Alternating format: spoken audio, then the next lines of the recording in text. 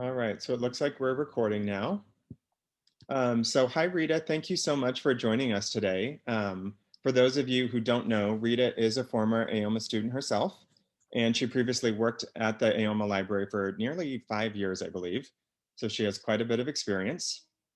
So she's now back as our full-time librarian since David York retired. And so today she's just going to go through all of the resources the AOMA library offers for students. I know when I first started school, I didn't realize everything that AOMA library offered. And especially now during COVID, while the library still isn't fully open as it was before, I feel like it's really beneficial for all the students to know the resources that they still do have access to. So Rita, thanks again for joining us today, and I will let you take it away. Thank you, Justin. I appreciate it. Well, hello, everybody. My name is Rita Terrell. I am the librarian. Like you said, I did attend classes and clinics here at AOMA. So I do have that student background. Plus, I did work with David York as a student worker while I was taking classes here. So what I wanted to do today was to give an introduction to the library, and this introduction is still during the time that we have COVID-19 restrictions in place. Um, I just wanted to make that note because at a later point in time, I would like to do an introduction where we're not in COVID. So fingers crossed on that for when that will happen. Um, so let's get started. Dr. Wu is our introduction to school and foundations. And I was watching one of his videos when I was preparing this presentation. And, you know, it just starts out so simply learning about yin and yang, that yin is the day with clouds and yang is the day with shining sun. And we start learning about how our yin yang theory starts in China. And I always remember sitting in class just thinking how beautiful that was and how simple it was. And then as time went on, how complex it got. But just remember the time when you started here and all excited about learning Chinese medicine, and just wanted to let you know that the library is here to support you, whether things are going well or maybe they're not, and just give you an ability to find resources that help you to connect that information that we're learning at a very fast pace here in our program, in our curriculum. So I'm going to discuss the reference and circulating collections first.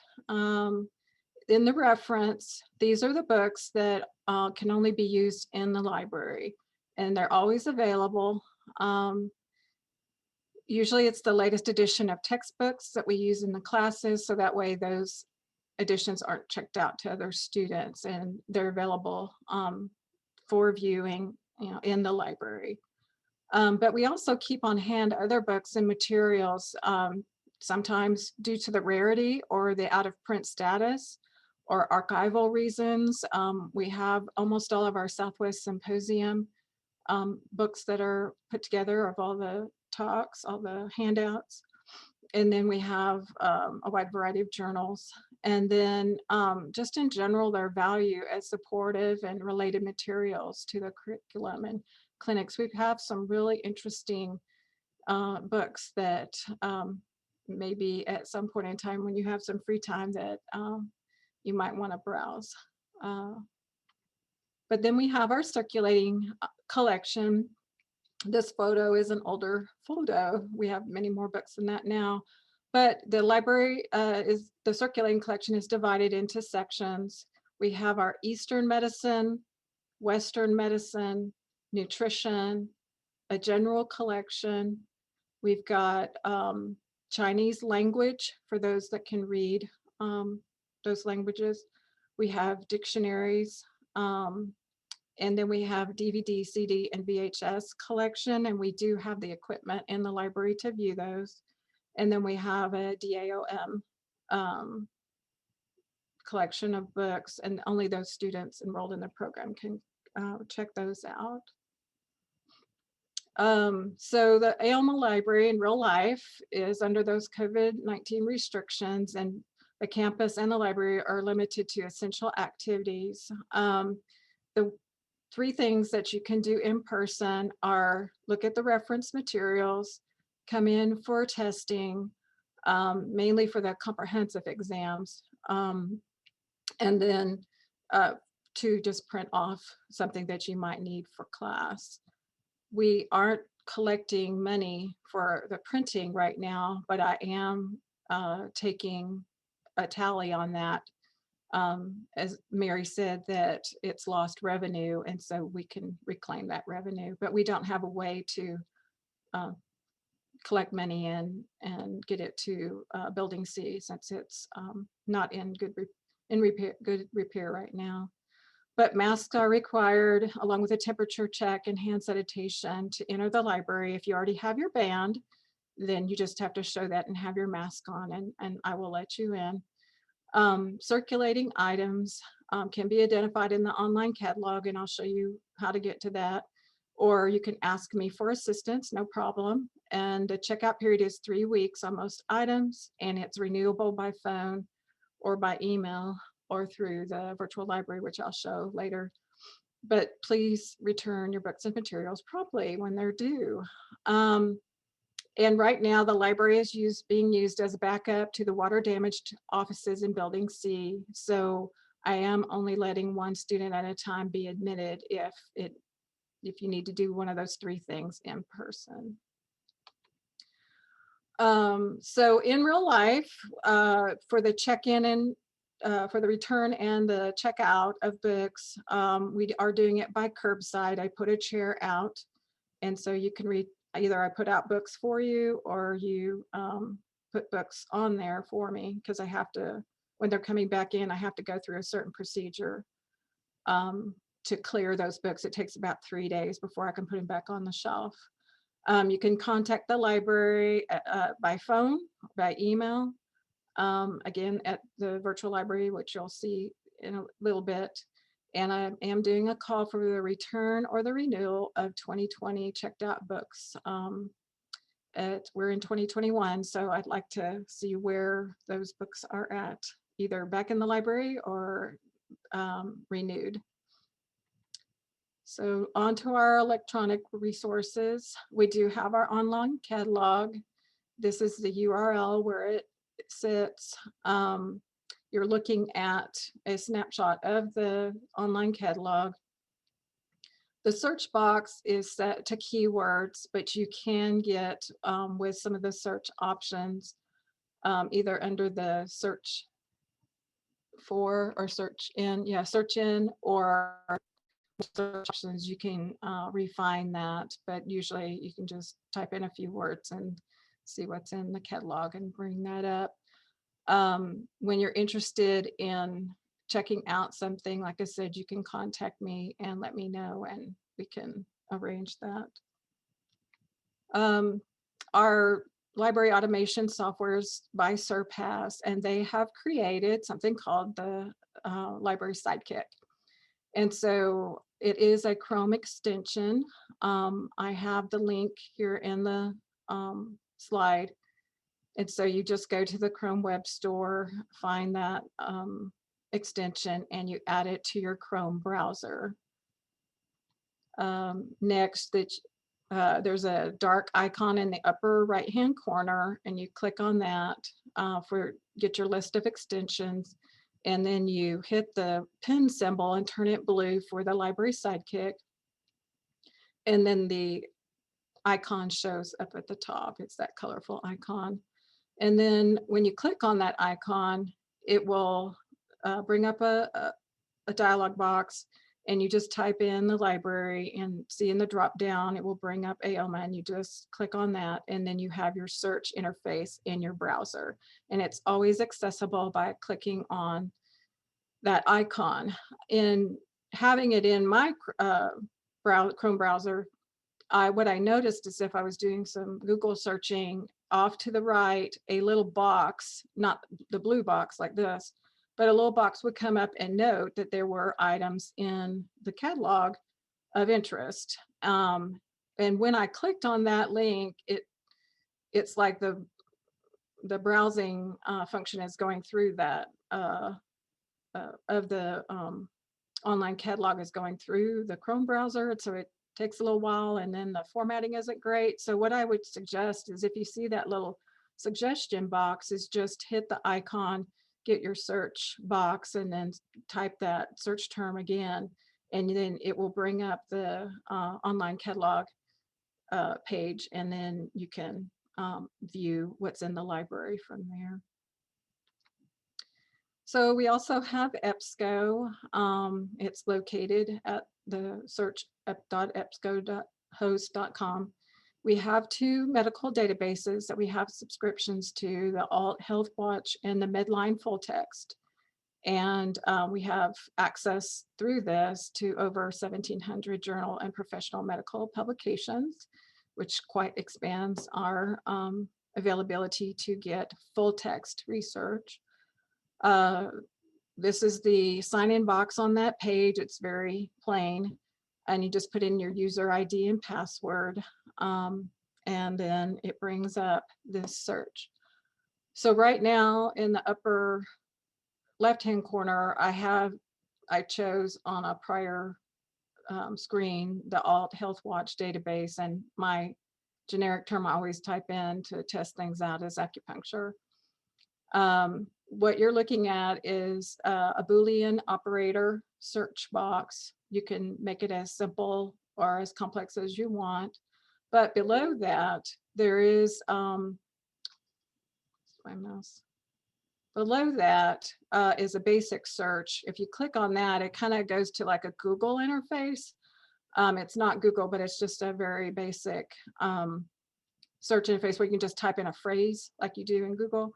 Or you can do an advanced search, and it still has the Boolean search box, but it gives you access to fields that are contained in each record of each article, and you can refine your search through that if you so get that more precise in your search.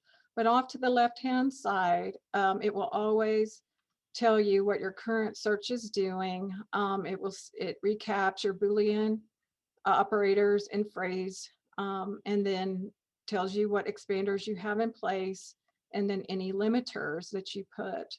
And if you keep looking down to the left, you'll see limit to full text or scholarly peer-reviewed journals, or both, or none.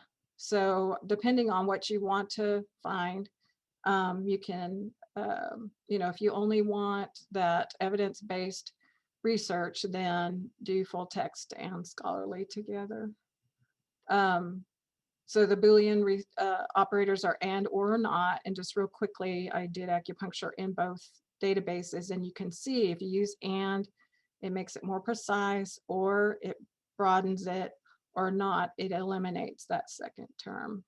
And on the virtual library, I do have a link to a page that will go over the, as a refresher over the Boolean operators to help you understand if you need that. The next tool that EBSCO has is an app. It's available on Apple or Android phones. It does have a limited searching function, so the best use is to see the available research titles. I was kind of thinking in the scenario where you're in clinic, maybe something comes up and you want to see if there's any research on it. And you can real quickly put in some terms and see some titles, and maybe click on one of the titles and read the abstract.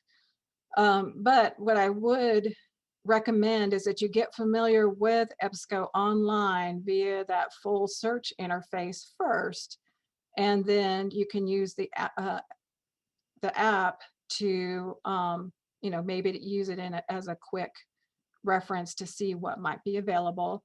On this slide, I do have the link to the quick start guide for this app. Okay, now we're going to introduce the AOMA virtual library. It's available in Brightspace. It is constructed as a course module. So Dr. Garrison set that up for me. And this is what it looks like, at least from my point of view. So under course home, we're going to have announcements, a chat with librarian box, and an EBSCO search box. So from Brightspace, you can search EBSCO.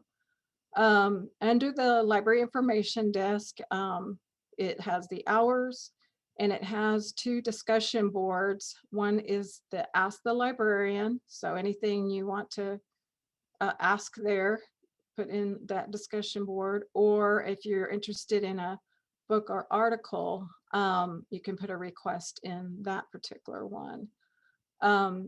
Over under content, there is a interview overview page that just just little descriptions about what I have under the table of contents. I do list the library hours and that library essentials page that Diane has on AOMA Life. I've made links to that and then added what we have in the library as a in-person resource for those journals. And then I've added online resources, so links to Chinese medicine, integrative medicine, Western medicine, just general research, and study links and others as they occur to me. And suggestions are welcome. This is something that I want to grow or make more usable, either way for me. But I did want to go over something with the chat and the EBSCO search. So Dr. Garrison and I were trying out the chat last week, and it does make a sound. So if I'm sitting at my desk, I can hear it, and then I can go into the chat box and interact. But if I'm away from my desk, the sound's not turned up very high, or if it's not during library hours, please either go to a library discussion thread under the Ask the Librarian or the book article request, or just send an email to library@aoma.edu. When you put it under the thread, it still sends me an email. So no matter what, I get an email, whether you do it directly or indirectly through that. But the chat is something new for me to use as a librarian, and I really would like to use this as a good and supportive tool for everyone to reach me. But right now our hours are Monday through Thursday, 9 a.m. to 4 p.m. So just to let you know, if I'm away from my desk or it's not during that time, then please contact me through other means. And then with the EBSCO search box, this box engages both databases, so you don't get to choose either one. It automatically searches both. It's more the phrase or keyword type search. You can limit your results right there, either choose full text or peer reviewed. But when you hit the search button, it will have you sign in. So that's why we have that reminder there for the username and password. And then you can, in the full view of the results window, you can refine, from there and use your Boolean terms or whatever, or just start looking at articles. But it's a little bit different than entering the EBSCO from the website login. So. And just a plug for the library, we do accept book donations. I go through them. If they are added to the library collection, that's great. We've had a bunch of donations recently. I've added books to the Eastern medicine, the Western medicine, nutrition, the general collection, and reference lately. So I'm very happy about that. But those that aren't designated for the library collection do go for the book sale. And I am looking forward to doing the book sale because right now I probably have about 500 books waiting for that event. And the book sale will be scheduled for whatever 12-week term that campus is back to normal operations. And so that might be, hopefully sometime this year, maybe fall, I don't know. But I do look forward to that. And I wouldn't do it during the summer. It's because some people will take off or are not here. So I'll wait till a 12-week term. So if you have any questions, feel free to contact me again at the email library@aoma.edu or call the library, or now, as I introduced, through the virtual library. And I'm available Monday through Thursday, 9 a.m. to 4 p.m. Central Time, just to redo. So if there's any questions, any comments, please feel free to contact me. Thank you so much, Rita. We really appreciate this introduction. Thank you.